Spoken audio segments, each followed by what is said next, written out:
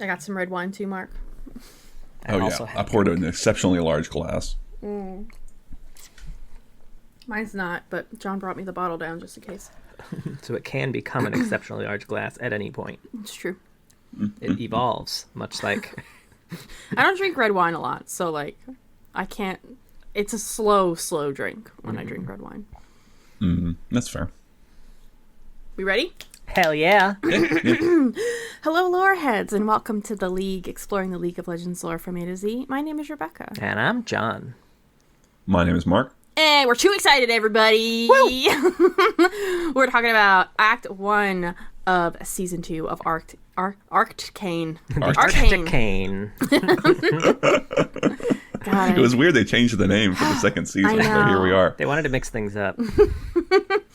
They said, just in case someone mispronounces this on a podcast, let's just change it. So overall, I think we're all hyped, and we haven't really been discussing it with each other, which has been hard. So if we want to jump just right into, like, episode 1, Heavy is the Crown, we can. Unless we wanted to do overall vibes. I don't know. I mean, I'll do a real quick overall vibe. Like, fucking slaps. Yeah, I'm enjoying it very much. Yeah, likewise. I guess, yeah, likewise. I really enjoyed almost all of it. There's, like, one kind of big glaring spot for me, which is the new characters added to the sort of Piltover strike team are really in a really weird place for me right now. Okay. Mostly, I mean, maybe we can talk about it when we get into the episode 1. I don't know. Episode 1 when and we 3, finally get to I episode think, is 1. when we see them the most, I assume. Yeah, right. Yeah, they're the weirdest spot for me, and I feel like they really are going to need to get more. Just put it down. Need to get more in the next acts, because if they don't, then I think it'd be really weird. Yeah. Right? Because you got these characters who have been. I don't know the names of 2 of them.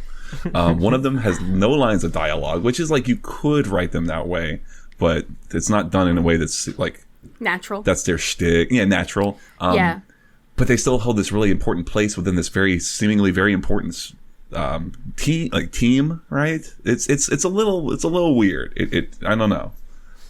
But that's the only thing. I don't want to harp too much on it, but it's just like a big kind of thumb in the eye a little bit of some of them, especially episode like 1. I don't know, just like kind of some of the, you know what I mean? Man, you just opened with the negativity. You couldn't even That's his save only it. negativity. He wanted to get But that that's true. the only Maybe thing I we've should- talked about so far. Oh That's my true. God, John. All right, well, let's get into it. Let's just jump into it, right? Let's get into episode 1. Let's I'll talk about say the intro. my- You want to talk about the no, intro first? my number one- Vibes. I was just going to say my number 1 prediction and hope. We saw a Heimerdinger turret. Everybody, I don't care. It blew bubbles. It blew fucking... It blew fucking bubbles, And is it what was he great. just said. I just muted him by accident. Also, can I get one of those for my daughter? She'd love it. Right? Oh, dude. More and more as we do this podcast, I realize that Riot is like sitting on a fucking gold mine of little baby toys. Little kid and toys, yep. board books and just all these things. Every time I hear fucking Old McDonald and I hear a Moo Moo there, I just think it's like, oh, that's cash money that is just slipping through my fingers right now. Right? Especially given that, like, they want to raise the next generation of League players. You might as well start them now. Exactly. Right? Well, anyway, episode 1, Heavy is the Crown, which I didn't think was going to be featured in the show at all. Right. But I really like the version they used for it. I think it's like at the end of the episode, so that's jumping ahead. But yeah, the version they use, a little bit slower, more dramatic version. Oh, it's great. Yeah. It would be weird to try and get the original Linkin Park song in here. But it means Linkin Park's Just probably not anyways. going to show up, unfortunately. We thought maybe. Well, we don't know that. That's true. You heard Imagine Dragons every episode until they showed up. It's true. Oh, you want to talk about the intro, Mark, yeah? Oh, sure, yeah. I mean, it's different. It's new. What did y'all think of it? I think it did kind of read like everyone's in their pajamas until Mbessa shows up. Then it's like, okay, maybe they're going for like a Grecian sort of like toga type situation. You know what I'm saying? Like, is that the aesthetic they're going for with it? It had, man, I'm trying to put my finger on exactly what the word I'm trying to think of for the aesthetic is. Because I know Jace's sounded Jace's introduction in the intro was very much like he was almost in jail or something like that, and like the door was being opened for the first time and the light was pouring in, and like I think a lot of the other characters kind of shared like a similar type thing to that, and I don't know what the symbolism is behind that. Maybe we'll know more later. Well, I assume it's with Jace. I think you can super dig into the symbolism with Jace. I assume it's like it's the spotlight, right, and it's blinding him, right? Yeah, He's kind of like putting his hand. He's like, it's not. I never asked for this. To quote the man himself, right? Like almost everyone's rubbing her name out. Yeah, pretty much everyone's. I think everyone's full arc for this season broadly is kind of outlined in the intro, right? You have Jinx becoming the some sort of symbol of revolution. You've got Mel with all like the influence kind of reaching around her, and then she's kind of casting it off, right? You got Ambessa with all this Black Rose imagery. Echo, mostly Echo's is like shit and he flips and does his time stuff. Did you catch his shadow is like the ticking clock? Yeah, that's pretty slick. Yeah, that was really cool. Victor's is probably the coolest with his mask, and then it took me. I didn't notice it the first episode, but in the other ones, I did see that the second time they show him with like the mask in front of him, all these other masks in the background started kind of come into the shot just subtly in the background. That's pretty good. They are doing his he has this cult following so much better than the League Lord did. Yeah, I think they're. Yeah. We'll get into that a bit more too. But I think more they're in episode nailing 2. That. But it's way more really smart the way they're doing it, and I'm excited to see it play out. Yeah, but I just don't know why. Go ahead. Oh, go ahead. Well, I was just gonna say my one complaint about the opening is the very final beat. Like the look out for yourself. I guess just kind of comparing it to season 1 where there was this big explosive look out for yourself, and there was the logo popped up and there was an explosion of thing, and the impact really matched with the music there. But now that they have the same music, you're kind of expecting that same impact, but it's just kind of like a very light it is exposure of the League of Legends with the light going around it. The light is the fans. Remember, it's the light of the fans turning, I don't know if you noticed that. What fans? The fans that they're using to route all of the gray throughout Zaun to poison the citizens. I didn't watch it. Yeah, it's fan spinning. If you look at the theme song, when it says Arcane at the very end of the opening, the lights is, I'm pretty sure, a fan blade spinning. That's interesting. I hadn't thought that. I think it's cool. It's just I don't think it matches the impact. It just edges you a little bit, I think, is the problem. Sure. Just edges me? Yeah, you're feeling edged at the end. You wanted the explosion, but it's kind of a light. It's kind of like having a piece of music that doesn't resolve at the end, You're just like... Interesting. Yeah, edging. She thought blowing was blowing the fan in the wind. Yeah, you said fans. I thought you were just making a crack about League fans or something. No, fan blades. It was like a fan blade. Sure. Spinning. Anywho, episode 1 opens with some real cool artistic shit. Sure, does it? I don't remember. It was the black and white chalk drawings. Oh, yeah. The funeral sequence. Yeah. Yeah, we find out poor Mrs. Kierman is gone. I guess the opening is the immediate aftermath of the council, right? The blast. Yeah. We find out who survived and who didn't, and Victor's looking shady. We were way off. Yeah, we were way off. I didn't Victor think any got of them were making it out of there. Victor got really fucked up. Yeah. I was really surprised that we had so many surviving council members, honestly. I guess it makes more sense. It creates a little bit more political tension and drama than just having everyone who, if it was just Victor and Mel and Jace, they were all pretty aligned. And it's, know what I mean? That's true. Mm-hmm. So... Although we did kind of get a bit of, she's being real shady about it, but I feel like we got a bit of confirmation about there definitely being something about Mel protecting her. Oh, yeah. It's the opening thing is the light kind of fading. How did I live? How am I okay? And she's like, who knows how these things work? Jace? Yeah. All right. World's Don't a mysterious worry about it. Anyway, control fate. Yeah, how's your Who's that guy? She's pretty subtle about it. I'm pretty confident she's sandbagging.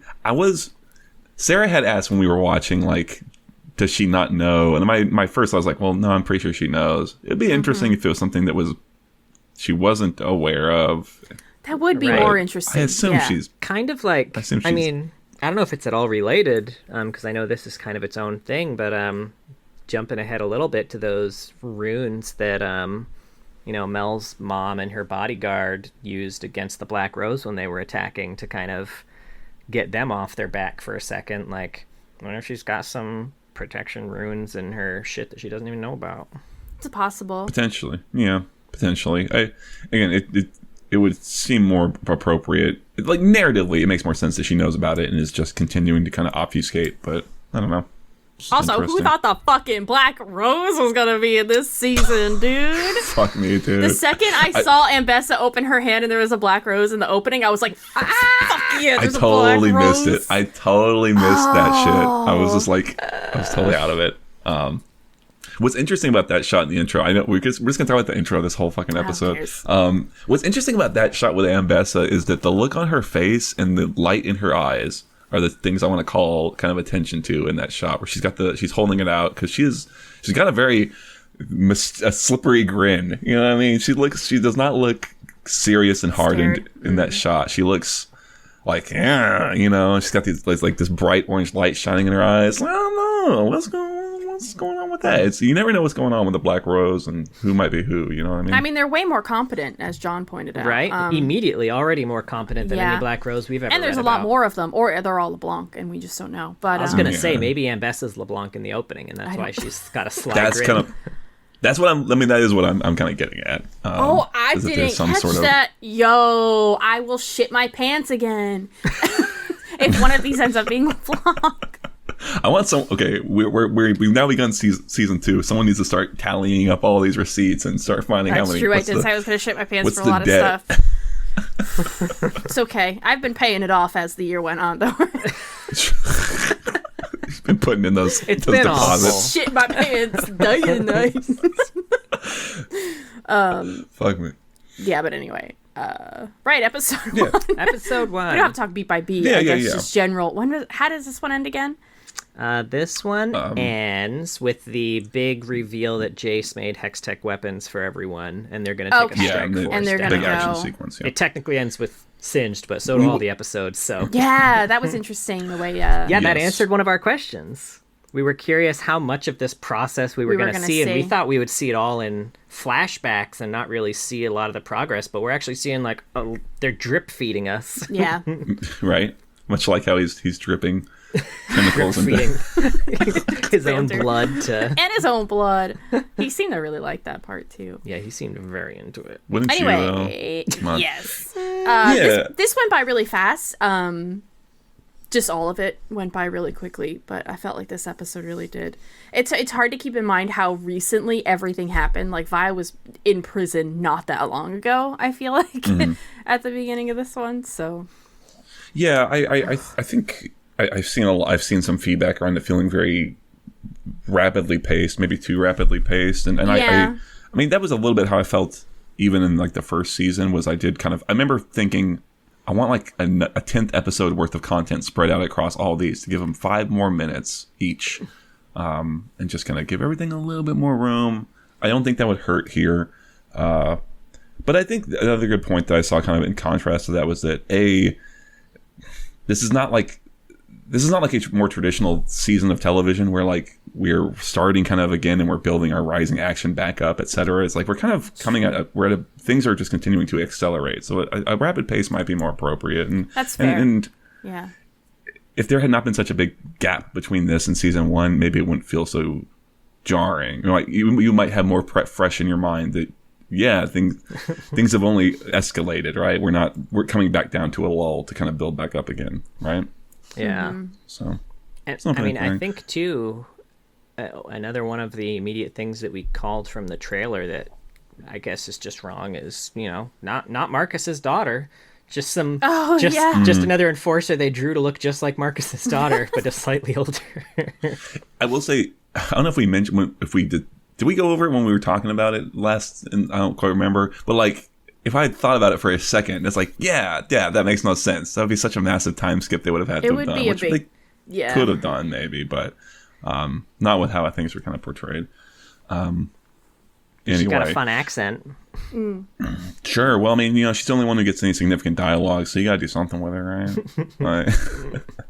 Anyway, I did like I don't Vi know, getting shit pissed drunk with the one enforcer though. With- I do like how that kind of enforcer, the Vander enforcer. / Brahm enforcer. It's what she's kind Yeah. of like changed her mind almost about like putting on the enforcer uniform. She's like, well, one of them did get really drunk with me. I know it wasn't the thing that pushed her, but yeah. just being all right, drunk in so- the road and Piltover. See, that's the thing where it's like, if you'd had a little more time with these, I don't want to keep talking about these newbies, but it's like if you had a little more time with them, you could really kind of like, they all have like, I can see the character archetypes. They just don't have the time to like, they haven't been like Yeah. actually introduced and had time to flourish a little, Although it definitely looks like we're going to. I mean, Yeah, the end of the we'll last see. episode, Assume, right? it looks like Shield's guys probably going to be going to find Vi. We'll probably get a that'd be complete great. side thing Yeah. happening there. Looks Sure. like we've got the one who does have lines seems to be very into this new Noxian way of doing things, which is like going to be a fun kind of juxtaposition to how sweet she was kind of in the That's the true. first And because she's episode. following Caitlyn in that regard, I Yeah. think. And then Sure. guy who didn't get any lines. The Who knows? Poseidon Probably Maybe guy? something will Yeah. happen. I would love if he stayed silent the whole thing and they just, you can, like I said, you can totally make him a character with no dialogue. It's totally fine. You finally Right. get his It's a name fun and it's shtick. Link. Link. Just kind of looks like a Zorro. Yeah. All right. So episode 1, right? I want to talk about Caitlyn. Yes. I want to talk about Caitlyn because this is like my Loving feeling what for the they're whole doing with act Caitlyn. one. I'm Yeah. loving Caitlyn, right? And I think I said it before. It's like she's kind of a bit of a not the most interesting thing in Act 1 or Act 1 Season 1. And I had this feeling after the funeral. Okay, so like I don't know. There's little bits I love about episode 1 where like they have her constantly showing that like straight face for the public, and then she has that breakdown with Vi.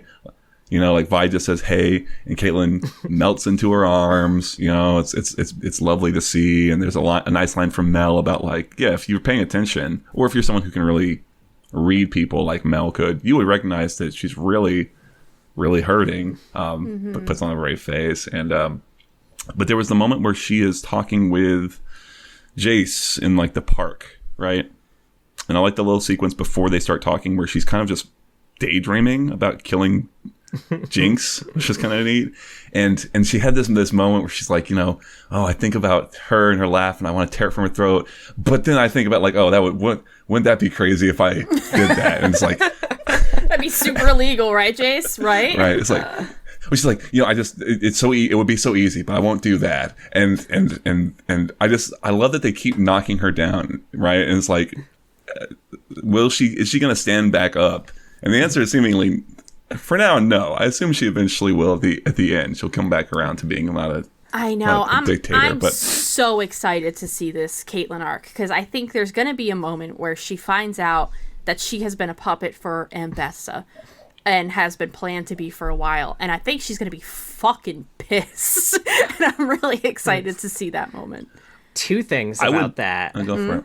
One, did you notice in that scene that you were talking about at the park where every time she had one of those changes of heart, the wind would change direction? Oh, Yeah. They would cut back to the little, right? Like it blows up and then she thinks about Vi and it kind of calms back down. Yeah. And to your point about being a puppet for Ambessa, tell me that this does not sound like Mel's description for how to install a ruler when you take over a country.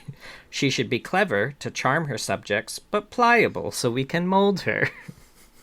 Sure. I like it. I like That's it a a lot. Caitlyn to me. What, Sure. Mel said this? In season season one. one, Oh, in when season we first introduced to one, Mel and she's a yes. little girl and she's talking about how to install a new leader after you've taken over an area. Yeah. Little Ambessa's tween got Mel. that shit on lock. Right? She's like, found Yeah. it. I found the woman with It's- the kind face. And the family name, Yeah, Yeah. for sure.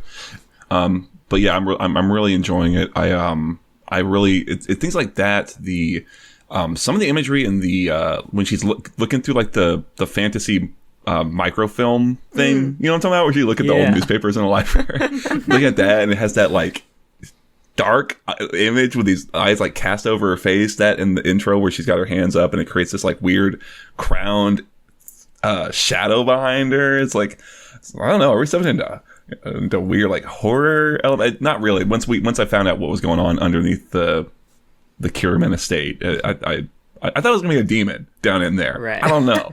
Much darker. Much darker. Yeah. That imagery, I think, from the opening too. Like Caitlyn, like that looks just like Jinx looked in the Enemy music video.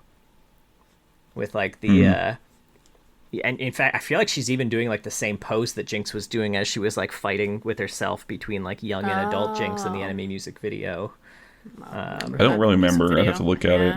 Something I also noticed with Caitlyn a lot, and especially in this first one, is they have a lot of sequences that are really close up on her, like on her eyes.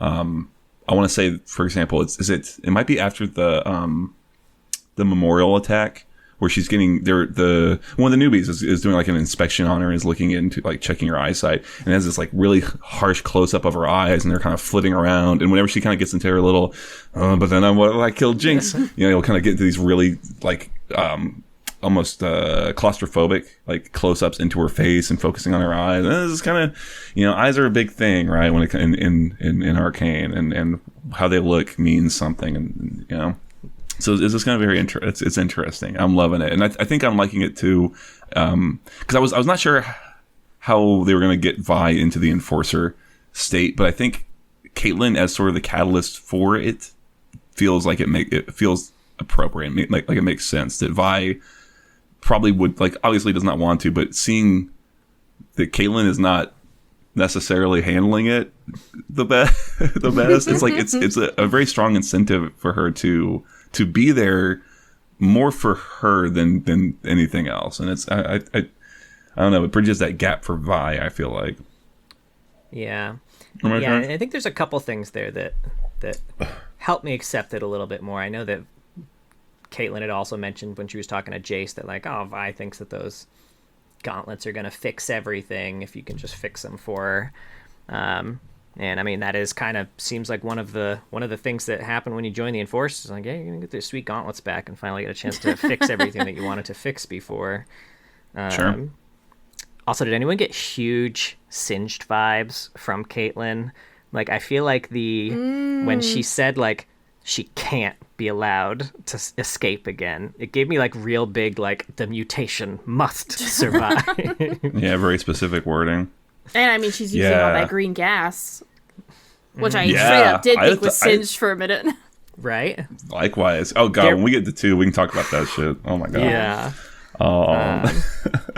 Man, I took my notes are like so out of order here. Yeah. But hold on, let me see if I can find anything else. It's okay. From episode 1. That's fine. I tell you, big highlight for me also that whole memorial action sequence. I feel like they indulge a lot in action sequences more in this season. I'm here for it. And that one in episode 1 lasts. I felt like it's pretty extended. I felt like it lasted a while. I was very surprised how long it went. Not in a bad way. So many like parts happening. We're watching so many like single fights happening. It's multi-threaded. Yeah. Mm-hmm. It also what a genius plan by Ambessa to attack the memorial. That was like such the push that it was perfect, right? To go down into Zon. The idea that they would also interrupt the memorial. And I think buck wild. Yeah, and the fact that the fight sequence is so long when we know that Ambessa was in the wings was waiting, could have ended it at any point and was just chilling there, really just like letting them fight. Increases the impact of how long that fight scene was. God, what a cold bitch.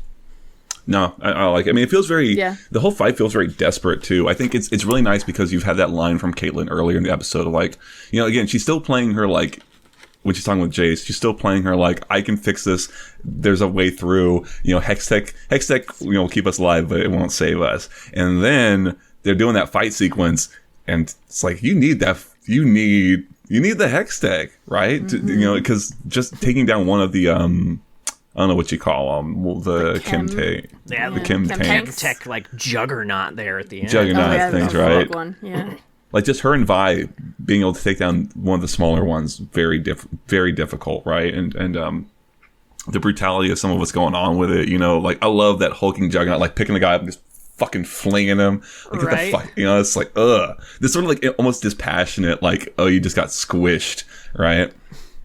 Doesn't even care. You're a fly to that thing. It's I really liked it, and it's really nice to like reinforce, like, again, all these things that are in my mind just construct so much of where Caitlyn's at, inner psyche, right? And again, yeah, the idea of attacking the memorial, specifically one for her mom, it's like, yeah, this is great. Hit her while she's down, kick her, right? Pull her leg, you know. Yeah. And it is nice finally seeing, because the only time we really see Jace in action, right, in season 1 is when he's got his hammer. He's kind of going down there with his hex tech. It's nice, and he looks very competent in that fight with his hammer. With the hammer, Shockingly. yeah. It's shockingly, yeah. It's very nice to see, like, without the confidence that hammer brings you, exactly The hex tech weapons. Yeah. He did find the little hammer, though. That he was, did. Yeah. It didn't work out great for him. I did love the little gag. Like, It's like, okay. all right. Oh, yeah, the little, This is what I'm using. right, the Look Jim at- Halpert glance to camera. What's Right? a Jim He Halpert should've. look? Oh my god. I would have loved it if he Arcane in had. the office. Oh my god.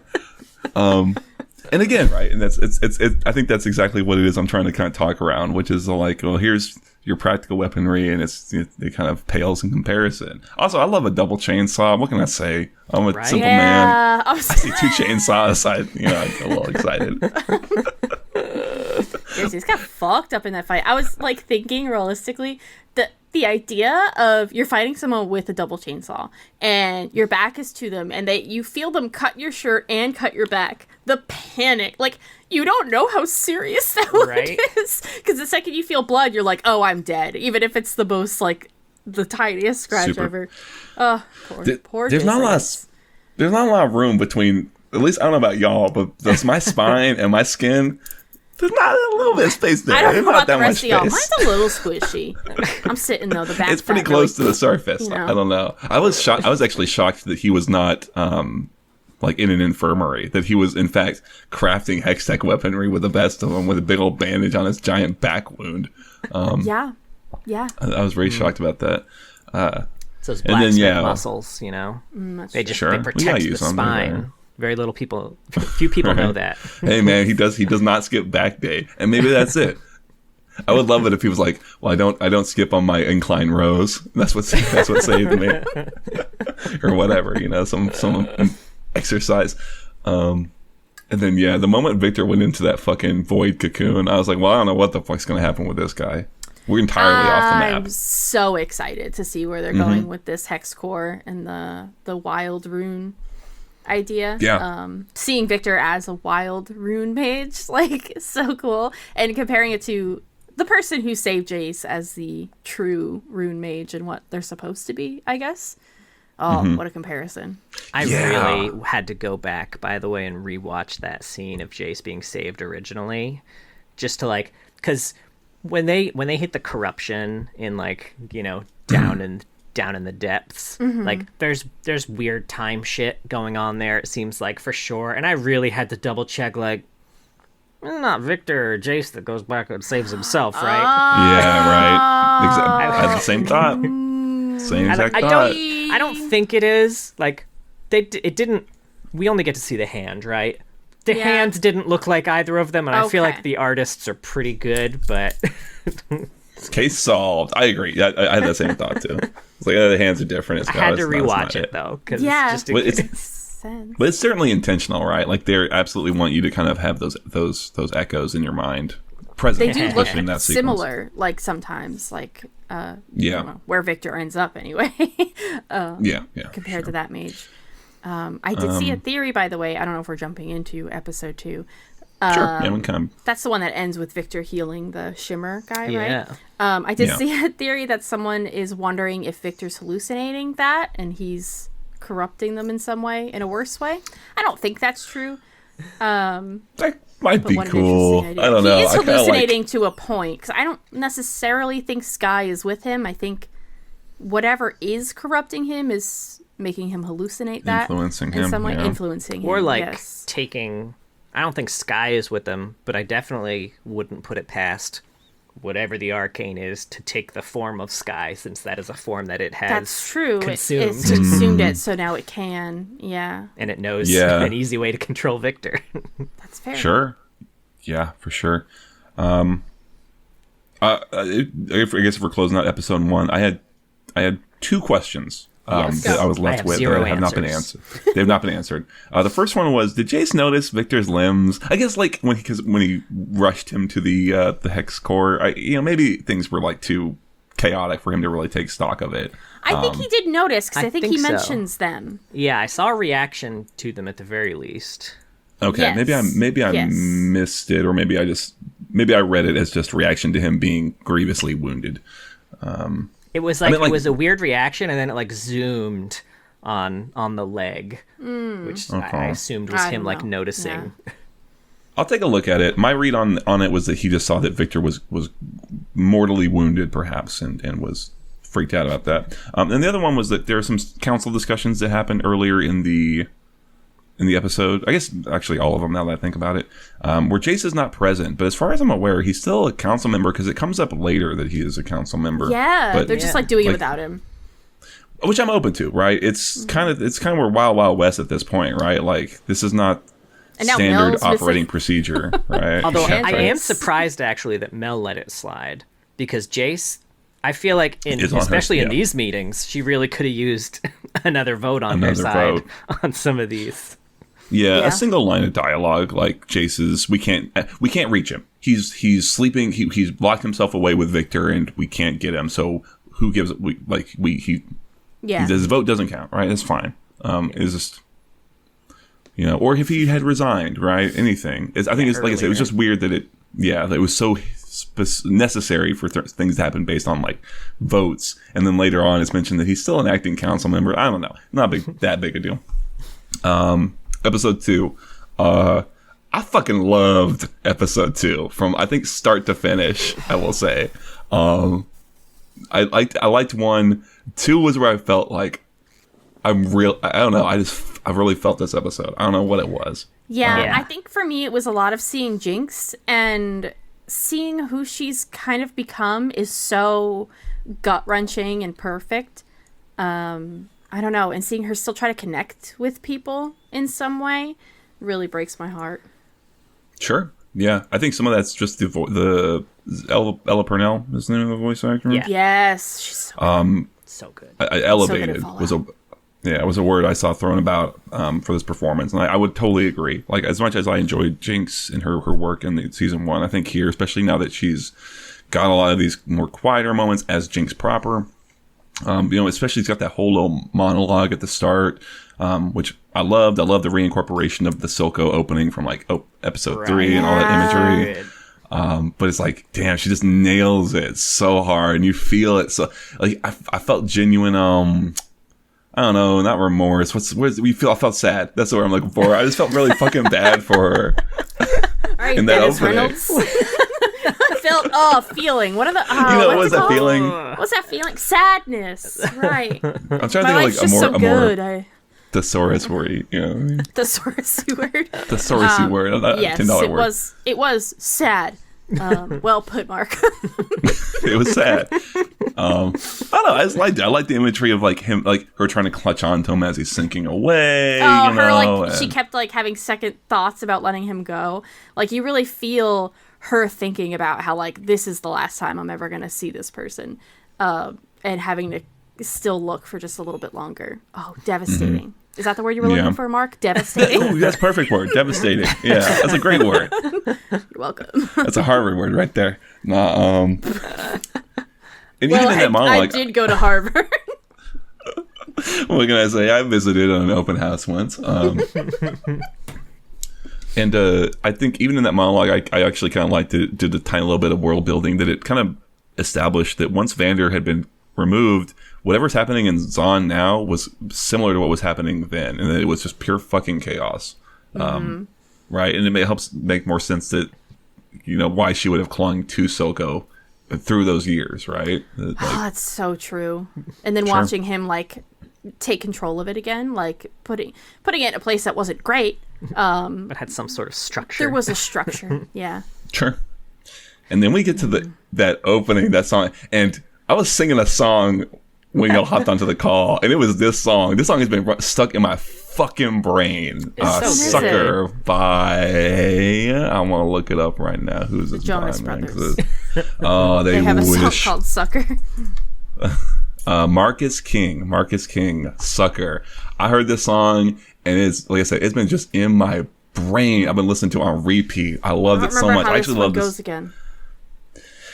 Get your fingers out of my hair, so long, sucker. You know, like okay. Right? It's like, it's something that just makes you go like, oh, you just feel it. And then that whole sort of opening montage of like showing what's happening after Soko's gone, right? With the gangs. The gangs were so fun. Oh my god. Oh, and Jinx just passively walking through all of it. They say yeah.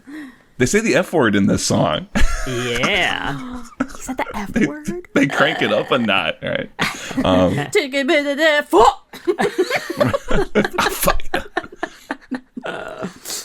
They even have a reference to one of my other favorite songs from last season, "Dirty Little Animals." That's a great song. It's in it's in the lyrics for this one. And funny enough, both those songs are introducing you or reintroducing you to the Undercity / Zaun after a major thing has happened, right? So it's a neat little connection through line, right? Yeah. The like I said, the gangs really are a fun idea. It makes me think of Kung Fu Hustle type, or like the Warriors. Oh, yeah. These weird anything with theme super gangs. stereotypical gang or Mystery Men. To cite a recent example, We did finally the Disco watch Boys. Mystery Men. Right? But it's like I said, it indulges, right? And this is when I think of a modern quote unquote thing set in Zaun, this is what I picture. It's so much of what happens in this episode with these very stylized, heavily themed Kim Barons. You know, they're the weird like gentlemen with their mouth masks thing. And they're like swaggering around with their fucking canes, like to the beat of the song. Even like, oh, those guys are pimp. Hope they don't get 3-popped by Jinx in a few minutes. Versus the Dominatrix gang, right? It's great. I love it. You know It's what like I'm we're seeing a Gotham parallel City. now to is in episode 3 at the end there when Mbessa nominates Caitlyn to be the new, I don't know, kill them all person. All like the important families are there, and they also have very distinct looks. Right? And themes. Yeah. They could very well harp on that. Really try and draw like the parallel between like what's the difference between a merchant clan and a Kim Baron? You know, there's some clan is LeBlanc. Yeah, to Kim Baron. Yo, if that's not fucking LeBlanc, my death means nothing. Ugh. Come on now, you know. Was that episode 2? I don't know. Can we talk about that yet? I think what are we talking about now? I don't give a fuck. I'm pretty sure. I don't care. Very fucking cool. I know. Yeah, I think it is episode 2 that this happens, by the way. And that's the first time we see the weird demony stuff that... Are we assuming this is Swain still? The weird demony? Oh, like that was holding Ambessa during the assassination that was attempt. just like... okay, it's... like hemomancy or something. Yes. Yeah, this is that's what I'm this is all Black Rose, right? thinking and hoping. Because I was like, okay, this is Black Rose. Swain doesn't work with the Black Rose. They're not really partners. So if this means we're going to get a Vladimir instead, who would you rather see, Vlad or LeBlanc in Arcane, if you had to pick one? LeBlanc does fit in better, right? I think Vlad is kind of like cashed out of most of the Black Rose shit at this point, too. We don't know. I mean, Arcane's different. Who knows, right? It's uncharted territory. Yeah. It is uncharted, but we do know there's a lot of other hemomancers now, thanks to the Katarina Seeing comic. a hemomancer would be pretty sick. Yeah, just seeing one. Mm-hmm. That could easily... Well, I think if that's what was going on here, they would have been more explicit about, like, her... Maybe imagine that Mbessa has more guards and the councilwoman pulls, like, their blood out, kind of Magneto, iron in your blood style, something like that. That's why I was thinking it wasn't a hemomancer. I don't know. Yeah, anyway. probably it's not. I think we certainly just think that because of the shit, because we've read the lore. Know, right? Yeah. There's something wrong with us, not the show, right? No, I don't think so. Yeah, I don't know. I guess okay. So like pulling it back a little bit, maybe to like we're still like kicking around in Zaun. The portrayal of the strike team as like a horror monster or like as villains is. I loved it. Yeah. So good. Like seeing all these many eyes and stuff like that. And it took me an embarrassing amount of time to realize that it was the Strike Force. It wasn't until you see the eyes separate and the shadows come out that I was like, oh. I don't think that's embarrassing. I mean, I think that's appropriate. I think that's exactly the moment, sure. right?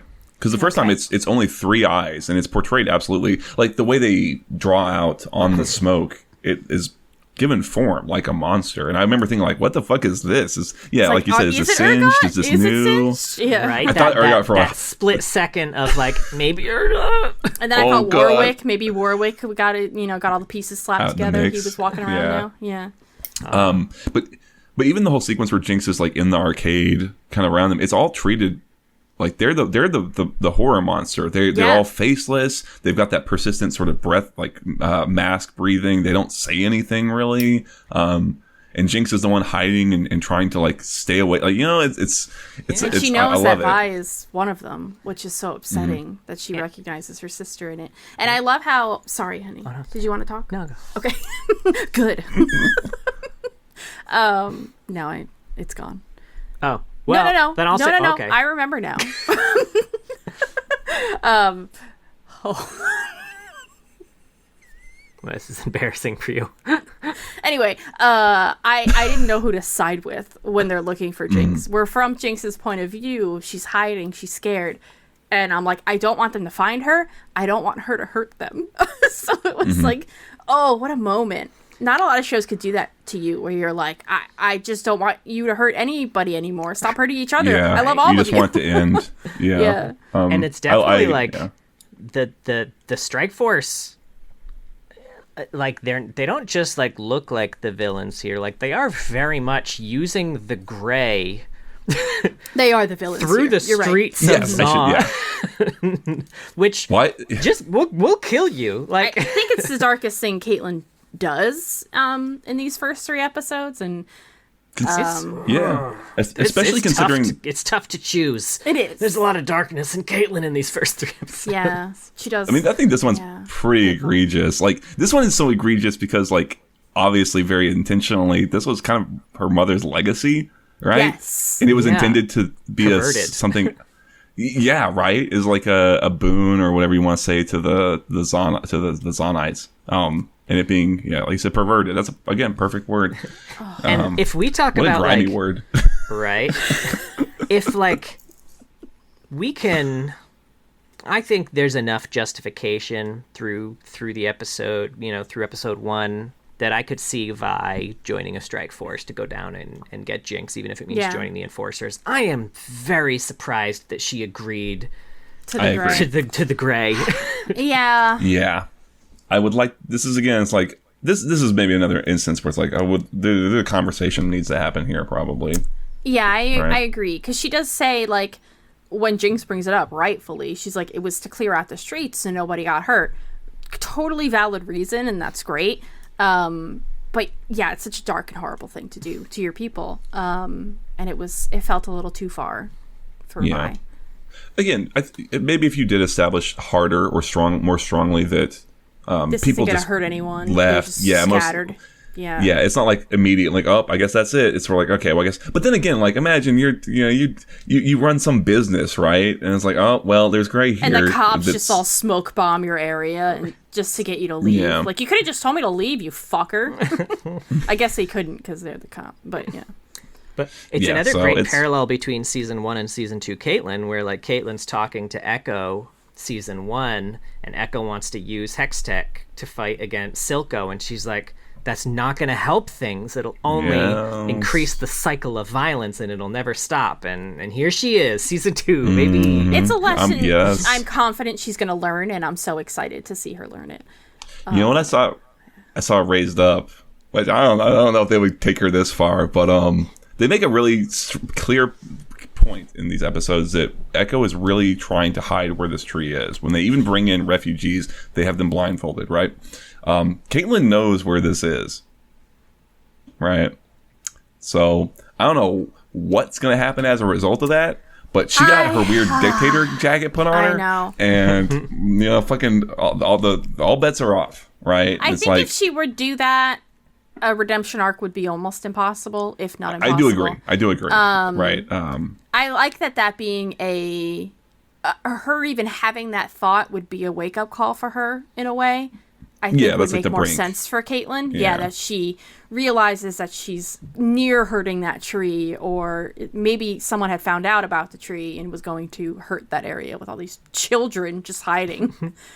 I mean, I could see her being on the verge of putting the torch to it, and then that's rock bottom, wakes right? her. Yeah, and she's like, oh my God, what the fuck am I thinking? Yeah. But I mean, Jinx wouldn't be welcome there either, so it's not like I think she would find that as a hiding spot unless she took it over forcibly, which would be hard. But that's the thing, right? They're taking in a lot of refugees. Although her Teemo child that's following her around that we haven't talked about yet, that's a little girl, right? I think may have come from Isha, was it, or something like that? I have no idea. It came up in the subtitles. They don't say the name. Right, I was like, it's never said nameless child. We haven't talked about the nameless child yet. I've been calling her Teemo, because she just bears a striking resemblance. I think intentionally, but it's so cute. Yeah. Well, Teemo's kind of a children's. Like it's in like the little That's kid books, true. right? Maybe she's intentionally looking. Oh, why didn't I think of that? She's trying to look like Teemo. Oh my God, I'm gonna have to throw up. That's so cute. If anything happens to her, I'm gonna lose it. Well, I mean, who knows, man? And so is Jinx, and I will cheer her on. Right. Can we talk about Savika's new arm? Oh, Savika. Yeah. What a scene, right? So perfect. It's so creative. It's exactly the type of arm that Jinx would make. I love it so much. It's a weapon you'd find in Borderlands as well. It felt like right, just like, hey, some of these things also just they're not going to do anything. And some of them are going to play my theme song, and it's going to be awesome. Theme song. Yeah. I like she's just watching. She's like, I just want to see this arm play out, right? Because she could have helped intervene at that point. But, no, that was a great fight fun. scene. Honestly, the beginning of that scene too, where before Savika joins and like he's just kind of Jinx has just escaped the gray and then kind of gets ambushed. The whole speech that he gives to him was great too. Again, about how she kills everyone that gets close to him. Yeah. She does. Turns out you're the type of guy who gets close. So Joker. She's a little Joker, which is great, but better. It's gone. Oh, do we think Savika knows that Jinx killed Silco? Because no, I think the Yordle guy didn't know. I would assume she doesn't know. Yeah, I'm curious if she's gonna find that out. Mm-hmm. I think that's on their. They're aware. The writers, that is. Okay. I think that's something they'll play with. I assume if I'm aware of it, they're more than aware of it. Yeah, I mean, people have blind spots, you know. But yeah, I mean, Savika did call it in like episode 6 or 7, right? When Vi first came down, she's like, "Well, sooner or later, he's gonna find out that you're as good for him as you were for your family." Yeah. You're right. Honestly, harsh but real. Sure. I was surprised how much I enjoyed spending time with Savika. Just Me as too. Like, yeah.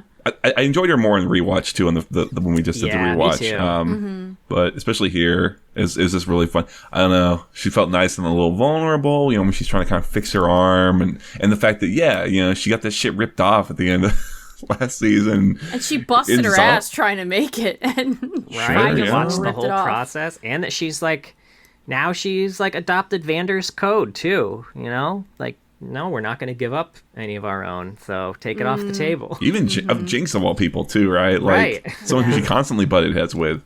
And then they have this weird connection with Silco. I really liked it, you know. It's like you said, I'm liking this almost repetition of people who think they kind of know, like, here's what we're going to do, and fuck what we've done before. We're going to be a cutthroat on this one. Like, Savika was kind of like that, I think, more in season 1. And then they get into the chair, and it's like, like that pose that Silco does, where he's like, oh, fuck.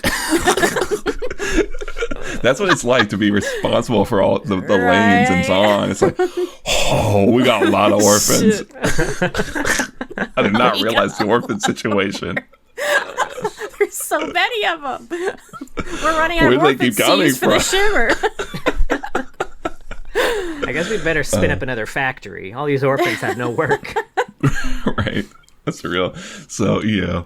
We're seeing a lot of characters switch places in this season 2 than where they were in season 1. I think by the end of it, Vi is going to understand Jinx a lot more, and Jinx is going to understand Vi a lot more.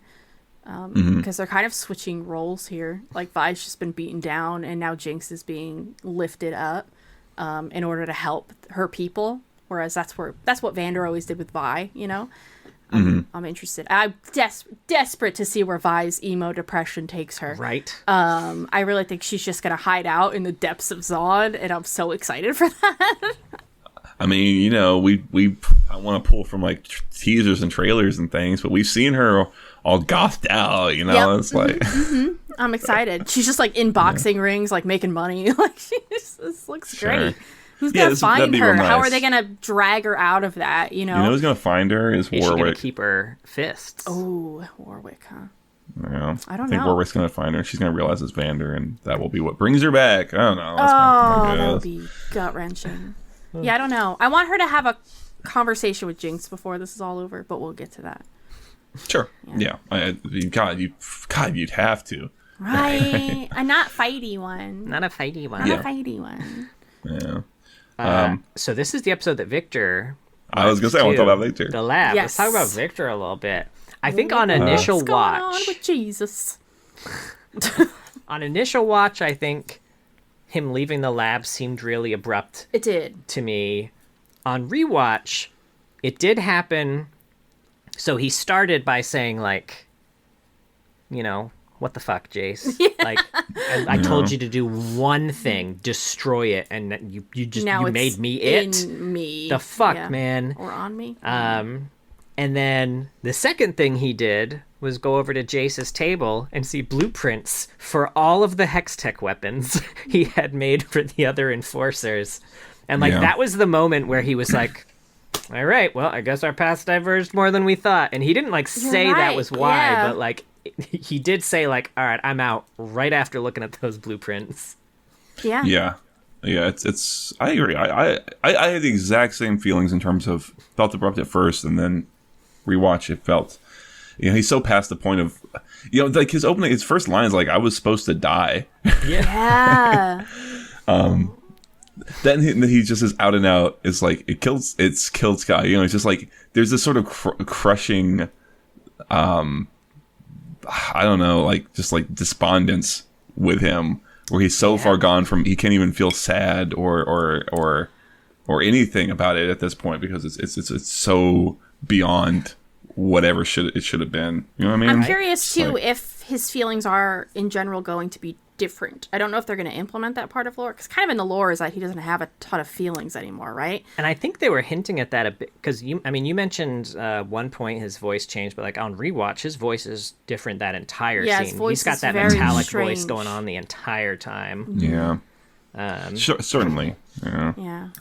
I kind of thought that I thought it was interesting, right? That he touches his staff and the staff changes, but it's like I really feel like this is intentional, like death imagery in terms of like how death is depicted in like paintings and shit. You know what I mean? Where it's this sort of like a skeleton or a severely emaciated like man in a big black cloak and you know, this big scythe. Right? Like there's a reason his cane is now so much higher and kind of curves kind of over him. Right? Right? Yeah, Am I like just like that. reaching? No, I don't know. No, I don't think that's a reach at all. That feels super intentional. Which is, it begs the question. He's going down as on to help people and seems to be able to heal a shimmer addiction, which seems like a real cool thing. Why did he need a death imagery for that one? Who knows? Maybe it's like supposed to invert it or something like that. Maybe he can take it away. Maybe there's some sort of second of like some other shoe that will drop with all this, which is kind of my assumption that because when he heals Huck, I wasn't expecting to see Huck again this season. I Yeah, thought he was a one and done, baby. I like Huck as a weird, like, whipping boy. Not really that. More like emotional, like, puppy that you kind of can keep kicking or something like that. I don't know. He's like he's like the rickety cricket of... Oh, he's like the cricket of Arcane. Oh, my God. Right? I went, oh, God. There's some way you can make that mashup, and it would be actually perfect. Oh, my God. Jesus. Yeah, I don't know, right? But the fact that it puts things on Huck, like Huck is not just healed; he also has stuff kind of inlaid. So who knows? He's looking I don't good, know. Right? He got. I think he got his hair de-aged. looks on point after that, or maybe he just like he's like, well, I'm here. I guess I'll throw a little on the old snowy top up there. You know what I mean? Heliovision or something. Right. Yeah, I'm very, very curious if this is a bad thing, an okay thing, a very bad thing, that's going to kind of result in all of this. Or like most things in Arcane, a good and bad thing. That's fair. I'm really curious what all this hex core goo is. And I want to know about that goo, man. And just what the Arcane is in general is all very vague, of course.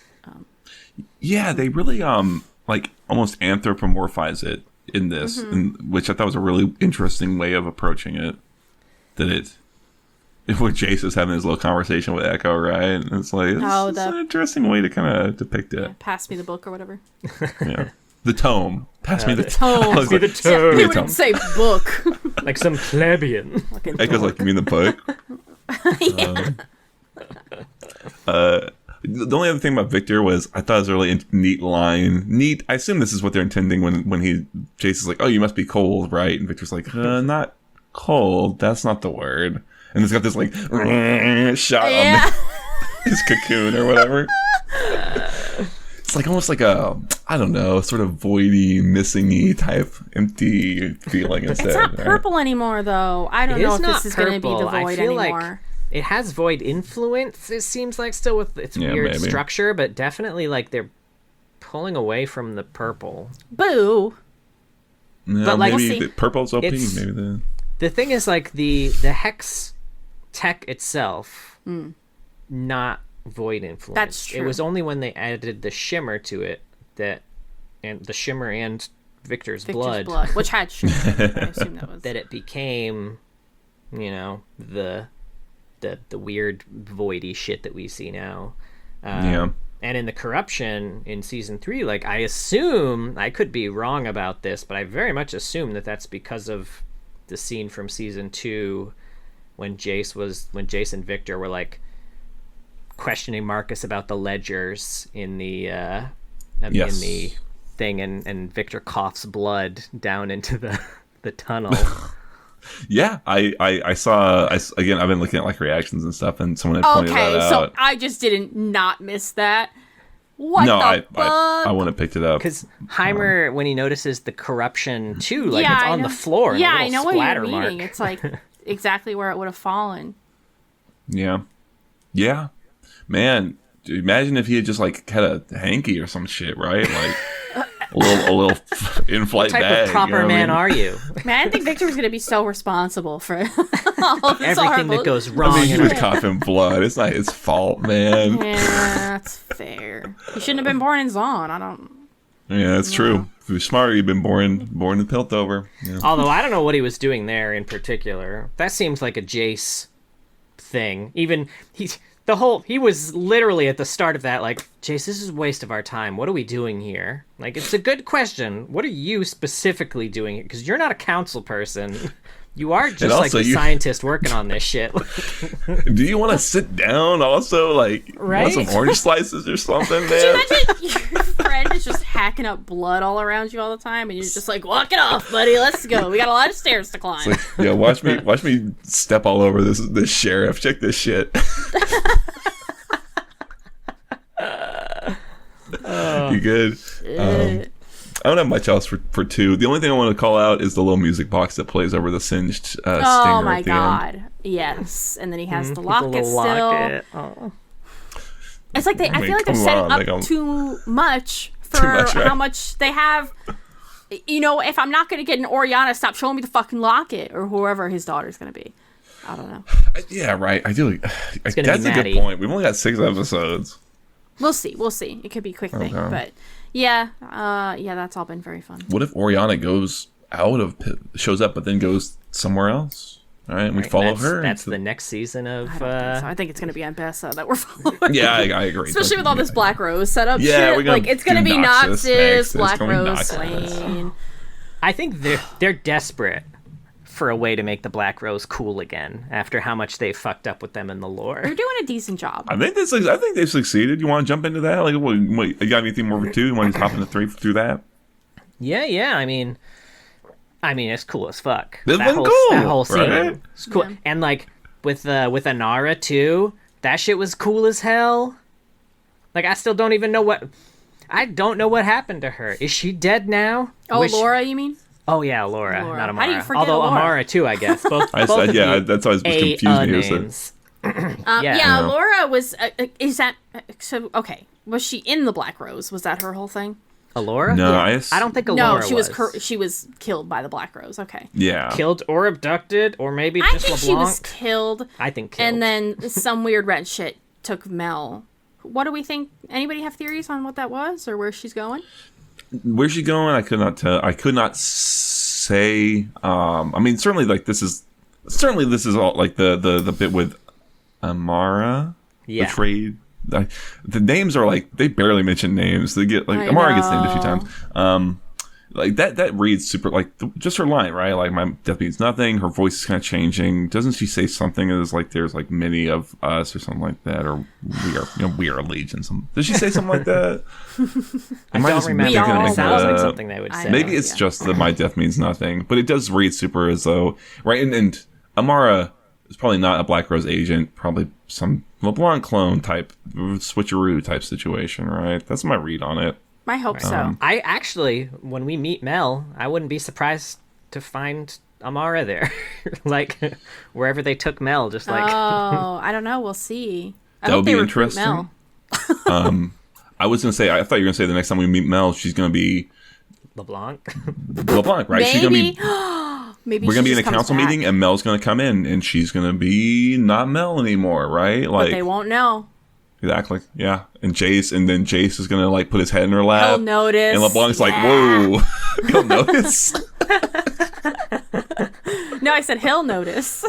I do like the idea that Jace puts. She's like, "Get out of here, boy!" Remember when she had to like tattoo that person? She's like, I don't know about the tattooing thing. But I made a smiley face.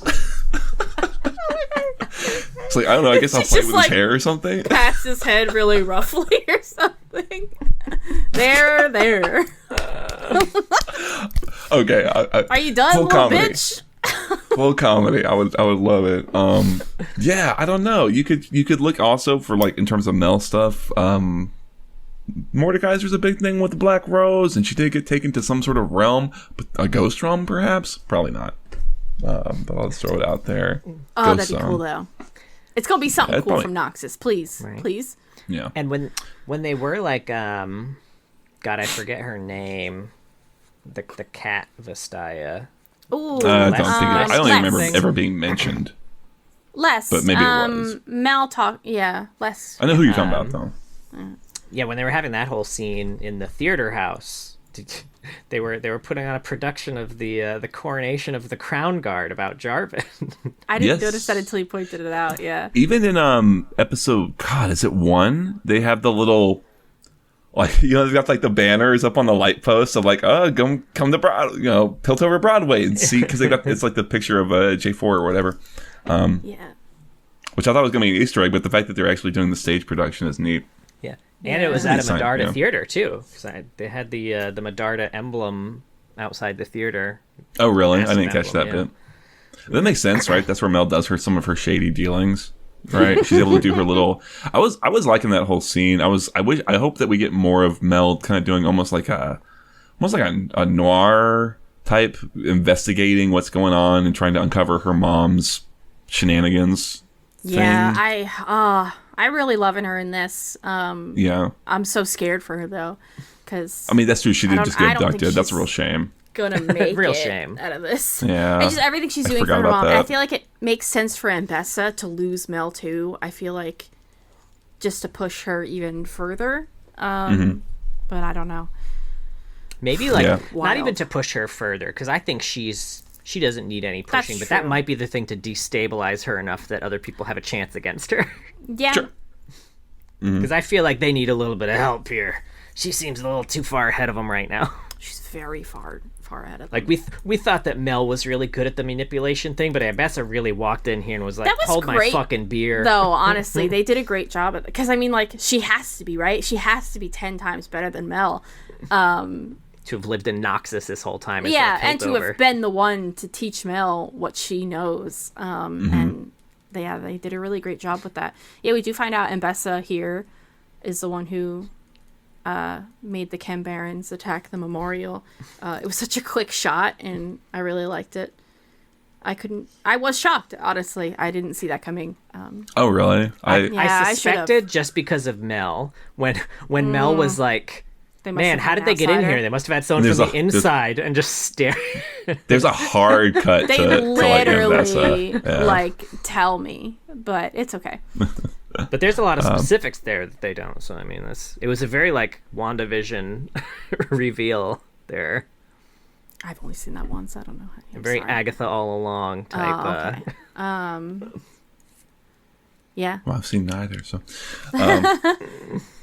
Oh God! All right, yeah. What else? We have so much to talk about in this episode. The team leaves. When Vi and Caitlyn cut the team, they tell them to go away. You're too weak for this. For this jinx hunting. This was another thing where it's like, well, I didn't really know who these people were anyway, so. Yeah. Well, whatever. It made sense to get rid of them. But yeah, it did seem strange that they were even down there in the first place. To be I mean, who honest. knows, right?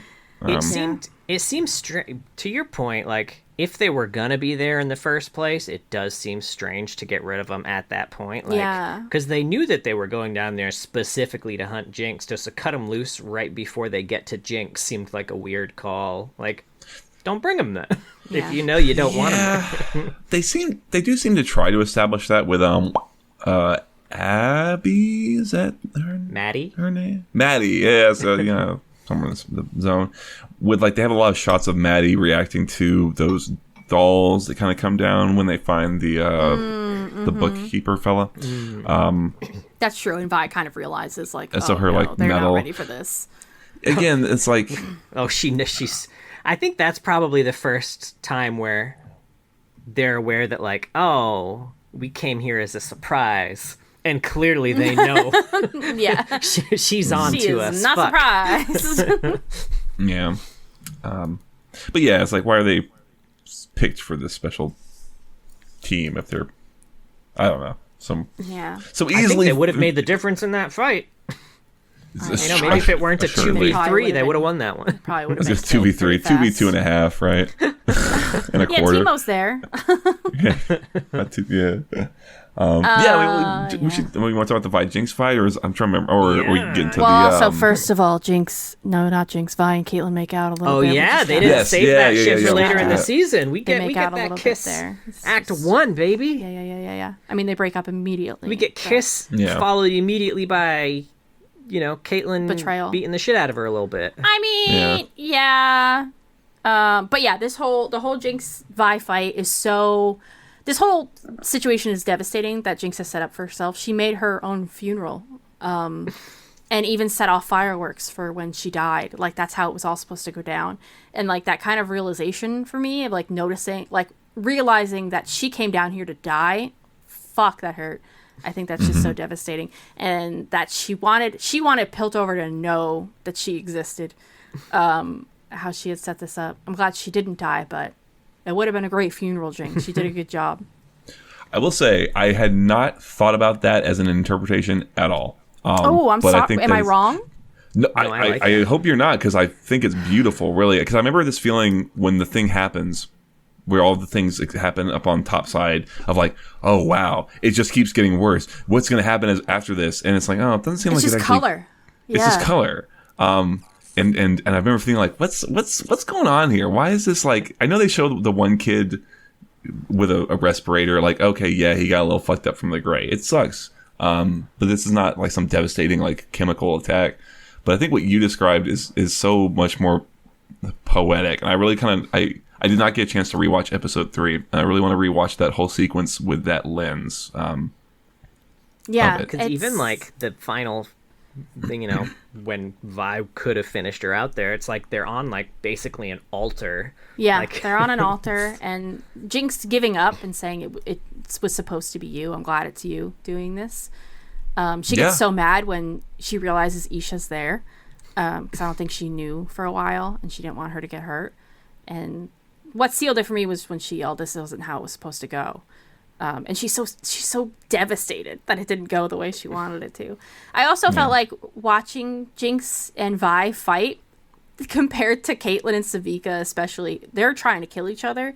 And Jinx and Vi, it felt like they were not into it. Like, their hearts did not feel into it at all. I don't know if that was just me, but...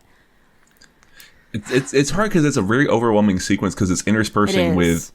the reality kind of breaking down, right? Yeah, whatever happens. I really wish I had gotten a chance to rewatch it before this. I desperately now do want to, with all that context, because I'm really interested in it. I think that would be so appropriate for the characters.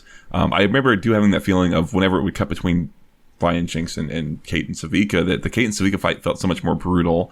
Caitlyn's disarmed and she's biting into Savika's hand just as like the last fuck you to the whole thing, and then Savika gets hit with like a bit of like the arcane and is like screaming out in pain, and it does feel like you said they're actively trying to kill each other in a way that arcane fights feel like, compared to maybe what's going on with Vi and Jinx, where there's so much more under the surface. So although I do think she would have done it if it weren't for the kid. If not for the kid, it definitely seemed like there was a moment almost like. She had the Echo moment for a second. Yeah. And it kind of seemed like she was gonna commit hit her anyway. To kind of like. I don't think almost like putting down a pet. Yeah, I don't think just she was like, gonna kill her. She doesn't want to live like this. Like, putting down a pet is wild, John. What a phrase, man. Can you please they light a candle outside in the hallway for him? Thoughts and prayers. Tell her, well, Jinx went to this nice family over in Demacia. Don't worry about it. I know where you're at, though. It's hard because you think about the reality of it, and it's the same thing that flashes in my mind back at that Echo Jinx fight of like, you're gonna have to beat her to death. And that's about what you're about to have to do. To be personally. Yeah. And I when she stops Caitlyn, I think she knew that Caitlyn wouldn't miss, but also she also knew that the Caitlyn she had been getting to know wouldn't shoot at a child, even if she was confident she was going to miss. Yes. Or wasn't going to miss. And she could have missed, yeah. It also depends, like, Caitlyn was taking some wild... Even before that, Caitlyn had a shot and took off Jinx's finger. Like, yeah. I mean... She did miss. And also, like, Vi was dealing with the whole weird corruption shit in her fists, the same as Caitlyn was. So, like, who knows how accurate your fucking sniper rifle is at that point. That's true. That's a good point. I don't know if she would have put that together in the moment, but like that's the thing, right? It's like I don't think that's present in the character mind. It's it's hard, man. I feel like it's got to be like many things. It's got to be a mix of it, because this is also the Vi who at one point was like, well, kids are gonna die. They signed up for it. This is on. This shit happens. Right? Yeah, that feels different to me. Sure, right, yeah. Like, this kid's ready to take a bullet for someone because she cares about her so much. That's... Yeah. Oh, that feels so different. And it's her sister. Like, someone's about to die for her sister, and she's never even seen this kid before. And yeah. And I think this is kind of... We had talked a little bit about, like, is Vi just playing tough? Like, is she more impacted by this than we think she is? You mentioned she, like, she had a real sad look at that dead kid in the first season. Yeah. Like, I think this is the more, accurate Vi. Like, Vi doesn't want to see kids murdered. And Vi saw what that did to Jace. Like, that was devastating for Jace. And the last thing she wants is for Caitlyn to have that on her conscience, too. Yeah, that's something I wanted to kind of highlight, I think, too, is that I think it's almost... And again, there's a lot of things acting here, and I think that's a big part, one of them. Right? Is keeping Kate. Even if she didn't miss, and she hit Jinx, that kid would then be splattered with blood and brain matter from someone she was willing to die to protect. Not a great other option. I feel like what happened was for the best. Although the Janna wall didn't need to die, Jinx. That was devastating. What a beautiful wall. A tribute to Janna. Destroyed it. Yeah, I like the Janna. I like that they brought her up, though. I remember they were going down into it, and I was like, "Are we going into like old Zahn? Ashra Zahn, right? Yeah. And we did. And even before that, there's a. I think when Victor's walking through the Undercity, this is episode 2, I guess. Now I'm thinking about it. But there's people who are like praying to a depiction of Janna on a wall, right? Like some more recent drawing of her, which I thought was neat. I thought that was going to be all the Janna we got. Not. Wow, we got two. Yeah, we got two Janna. And a little sword. Not Janna's wind doing the whole thing, right? She did. Yeah, a wind around. Little backstory too with it. We got a name mention, not just a picture mention. It was great. Yeah, they did say Janna's name. It was devastating seeing Vi punch Jinx through the picture of the two of them as children with a little heart on it. Yeah. Yeah. They kill me, man. The two of them kill me so much. Right. Mm-hmm. Yeah, it's all paying dividends. All that stuff from season 1, man. It's so nice. So yeah, what do we think is going on with the time travel and hex core shit and all that at the end, where they're turning into a surrealist painting? That's tough. I mean, surely we're going to be jumping into sort of. we've got Echo in the mix, so we're going to be jumping into potentially like time travel, alternate timelines, and then Zillion's going to appear, I assume. Don't even tempt me. Don't even. They're gonna see some vague, blurry image of a bearded guy floating around. It's like it's weird. It looked like he had a big clock on his back. Yeah, I feel like we're gonna be getting into some of that. For a second, I was so surprised that we were at the Jinx and Vi having this big showdown so early on. Feels a little early, maybe narratively. I don't know. And I was wondering, I was like, are we gonna Groundhog Day this shit? Are we gonna go back to the start of episode 1 of season 2 at the end of this one and like 1 or 2 people are gonna like maybe Echo himself will be I don't know. Obviously they didn't do that. That'd be but it's wild. I'd be surprised. I kind of like too, this. don't get me wrong. Yeah. I like this happening so early just because I think it highlights the fact that season 1 I think was the Vi Jinx story. Right? And like and it had a lot of other side stories, but I feel like that was the main through line. And I think season 2, Vi and Jinx are going to be a part of the story, but I think the main thrust of this one is going to be focused elsewhere. So I'm fine with like this fight happening early on because I don't think it's going to be or is intended to be the climax of the season. No, it's not even going to be a climax of their relationship. They're both not who they're supposed to be yet. That's a fair point. Yeah. I think that makes sense. They all have to go through their changes, and then I think they'll meet up again, and I'm curious what that will be like.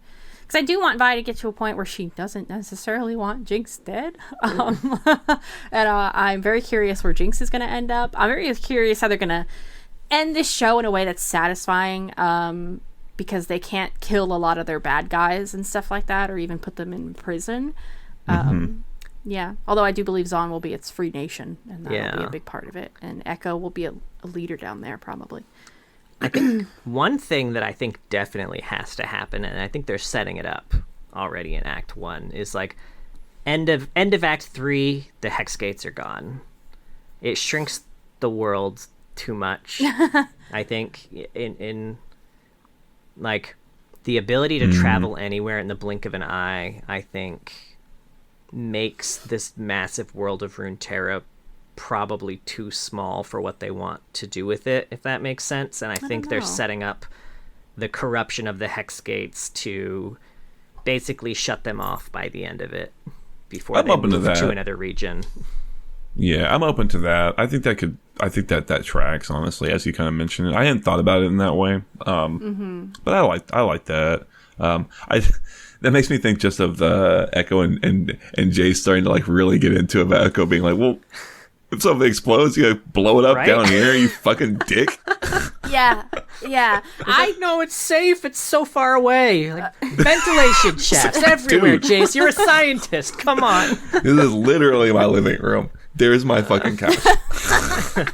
It's a great pairing that I didn't think we were going to get in this season. I didn't think Echo and Jace were going to team up in any way at any point.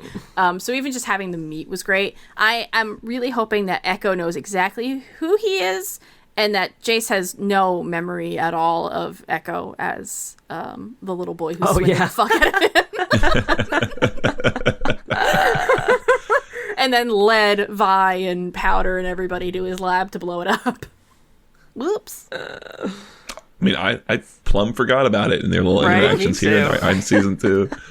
Oh, that will be nice. Surely they're going to have a little bit with that. That will be nice. Right? And Heimerdinger doesn't haggle. Heimerdinger just in the background, just constantly fiddle around with shit, and then we'll randomly interject with his intelligence. Heimerdinger sneaking into the fucking scene! How did I forget lab about that? was the funniest shit I've ever seen. We needed a comedy moment in this show because we weren't really getting it, and that was what I needed so desperately. He's so cute, little Heimerdinger Bond. It's like, don't you own this place?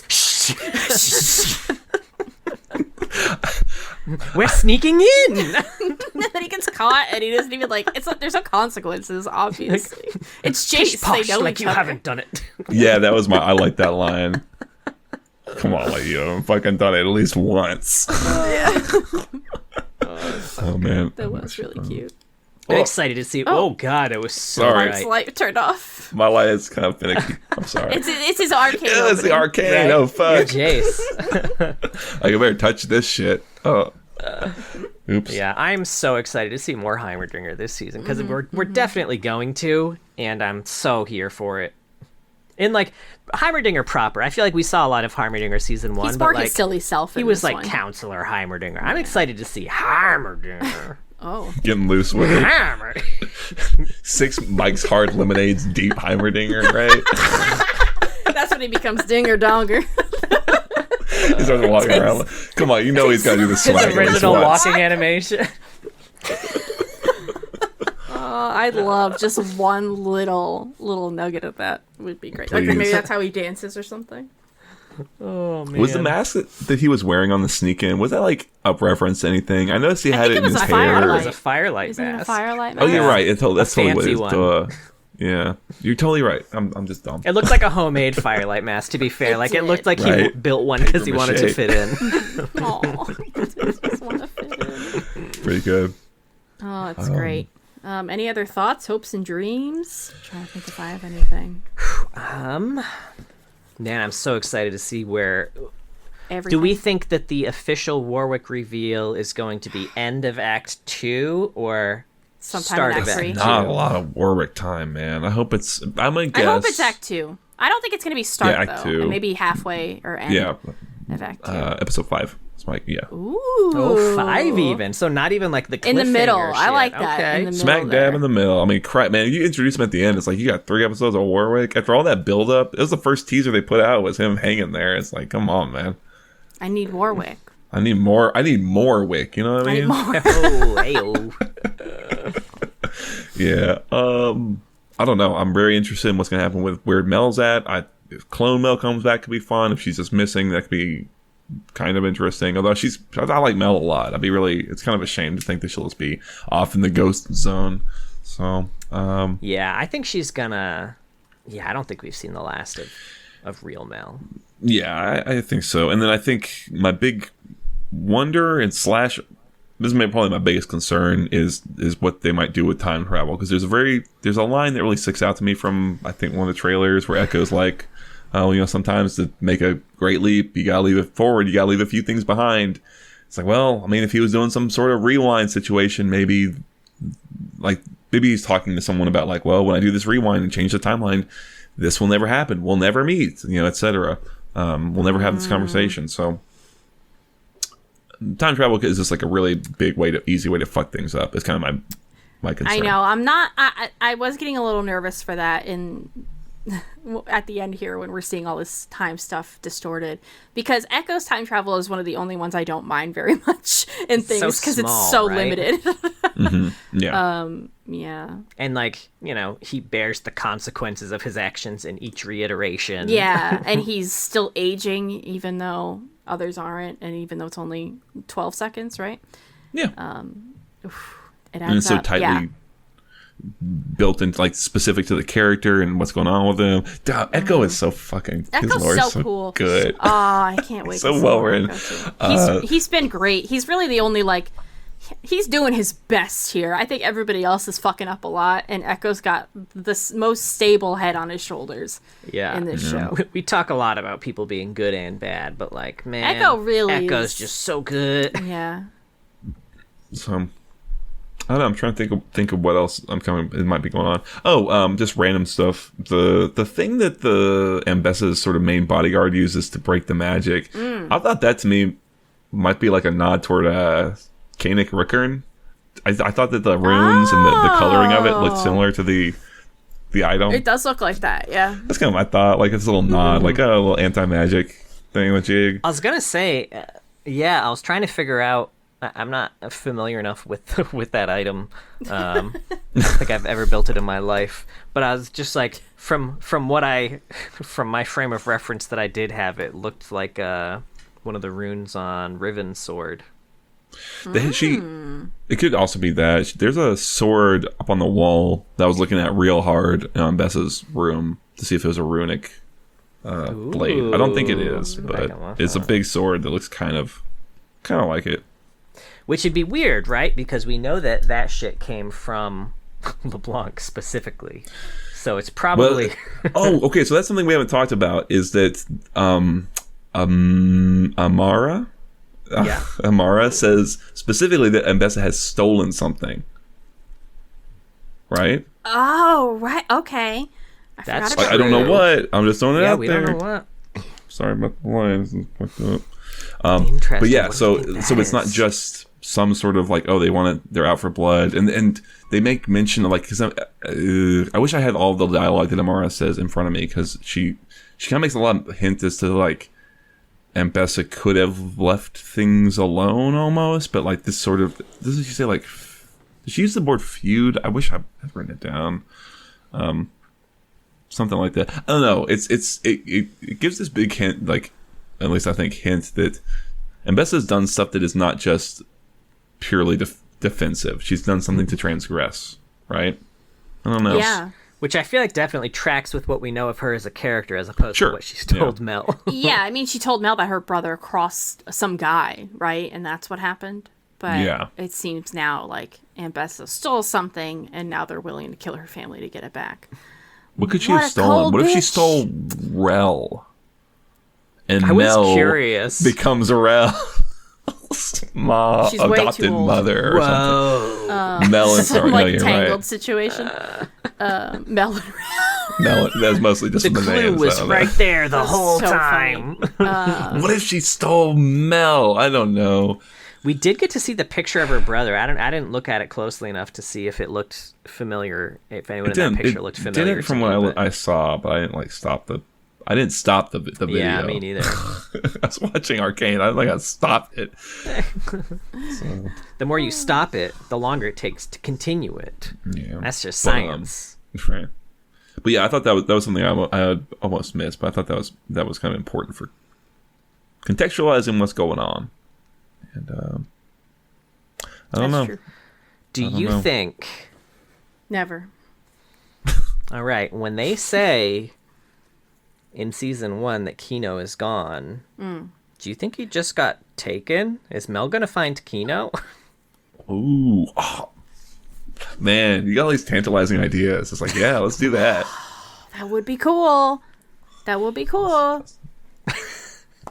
Your light is not on board with you today. Okay. Something's gone horribly wrong. It's fine. I'll be cast in half shadow for the rest of this. It's no big deal. I don't necessarily have anything. We didn't get our. I still have my prediction that we're gonna get. Well, I guess Janna kind of counts, but I'm not gonna count it. Another champion. I said we were gonna see another champion, at least in cameo. If not in a major role in the season. I mean, it's definitely going to be tied to what's going on with Ambessa. I still think we're going to get it. Yeah. Yeah. We're tantalizingly close. Yeah, I hadn't anticipated LeBlanc, so me neither. that might already be thrilled, y'all. I'm sure we made some joke Felt like, Right. oh, I think Everyone was we LeBlanc. did make an everyone is LeBlanc joke. How Or right that you like, were. That's true. or that like what's his name? Or that Zach was there the whole time in every scene in yeah. Zon. But Right. like, yeah, I wasn't expecting actually LeBlanc. This is exciting shit. I know. Yeah. Yeah, I don't think they could do this much teasing and then make it like a new character who's not a champion. I think people would be kind of disappointed. I mean, they could, but it would be a bummer.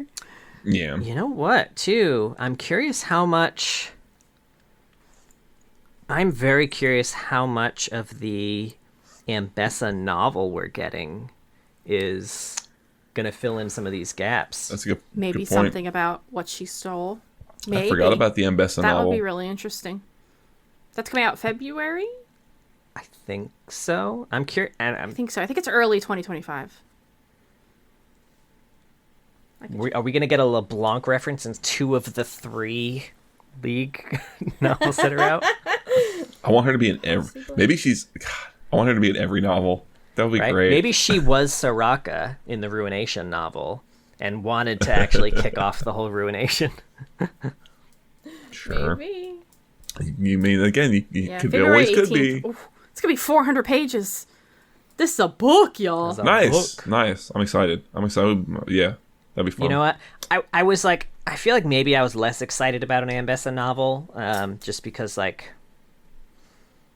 She knew. I don't know. You don't It know her. just seemed like it would be more martial, like more of the Garen yeah, for yeah, yeah. Shield, but with Noxus. But now that I'm remembering, or I guess finding out now for the first time, how tied she is into the Black Rose, I'm reinvigorated. Yeah, a lot of political maneuvering, a lot of intrigue. Yeah, Sure. I'm pumped. Yeah, yeah, I'm really liking it. Also, Smeech, the Yordle, Kim Barrett, he's tons of fun. He's a great character to play around He with. was great. As like the one to try to be the most ambitious. To take out Jinx. Yeah, that was great. Yeah, I liked him a lot. Mm-hmm. Yeah. Also, I really liked the scene after he died. I think it was the opening of episode 3, where they kind of slowly went through. They had like the picture of all the Chembarons, and they were like erasing them as they had That's died. 2. Mm-hmm. That's 2. That's the song I was talking about. Where it's like, you know what I'm talking about? Oh, that's what it started with. I'd forgotten yeah. that's Right. You're talking about, and then that's the one that also has the shots of Jinx walking through. I thought Smeech ended up getting erased by the end of it. Am I imagining that just because he ended I mean, he up dying did in that episode? sequence. I don't remember it being like I'm probably redoing remembering anything it like wrong. that. Yeah. Yeah, that one was fun. That little bit was also fun because it opens with like an animated thing of Soko coming and saying down. I was like, are we gonna get a little flashback sequence? But no, it's just setting the what's going on, right? Yeah. So Well, that's Act 1. Yeah? We feeling So good? We're feeling excited for Act excited. 2, man. We're setting up so much. Oh, man. You know, Aw, I feel man. like we had reasonable doubts, right? Like, we knew it was going to be good, obviously. Obviously, they weren't going to put something out that was going to be bad. But, like, you know, you always wonder, like, is it going to be as good? And, like, maybe the end of episode 3 didn't have the same impact of the end of episode That's 3 a hard from one. season 1. Act But, 1, like, yeah. I feel like overall, the first act, very, very strong. Yeah, I agree. I think we are going to get a bit of a time skip, too, by the way. Oh. I don't think as big as the one in Act 1 and Act 2, but yeah, I feel like we're going to get a little time skip. I don't know. We'll see, though. I feel like Chase and Curious. Echo and Heimer might be missing for a while. Is kind of how I'm feeling, but I'm not sure. Who knows? interesting. Yeah, I'm very interested to see where it goes with. Yeah. I've really enjoyed it. You know, I think it reminds me a little bit of kind of where I was at watching Act 2 from season 1, where it's just coming out, trying to come off of the emotional high or low, whatever, of the end of Act 1 of season 1 is a very hard thing to try and like work around. And I guess it's easy to just want that exact thing from it, but I don't think it's appropriate to want it or expect it, maybe. Yeah. Yeah. Well, thank you so much for listening, everybody. We're really excited to talk about Act 2 and to watch Act 2. Yeah. We have a Twitch.tv/Loreheads. John streams there on Saturday evening, 6:30 p.m. EST is what he wants me to say, apparently. Ish. It's more like 7:30. If you want to play some ARMs with Johnny Boy over here, Hi. he'll talk like that the entire time. The whole time. Also, YouTube, if you want to see our beautiful faces, Mark's Halloween costume from a few weeks back, where he did an epic Nivea cosplay, please check out our YouTube. We also have a Discord. You want to find some people to play League with, send memes, make fun of us, please join the Discord. And we have a Patreon. Thank you so much to all of our patrons. But a very special thank you to our Medarda tier patrons, King of Hearts and Mr. Dead. If you were in Zon and I was leading a strike force, I would not bring the gray through your town. Aww. You're safe with me, Nice. friends. Your neighbors, however, Your neighbors done for. will be choking. Yeah. Choking and smoking. Well, please be sure to join us next week, because we'll be talking about, of course, Act 2 of Arcane.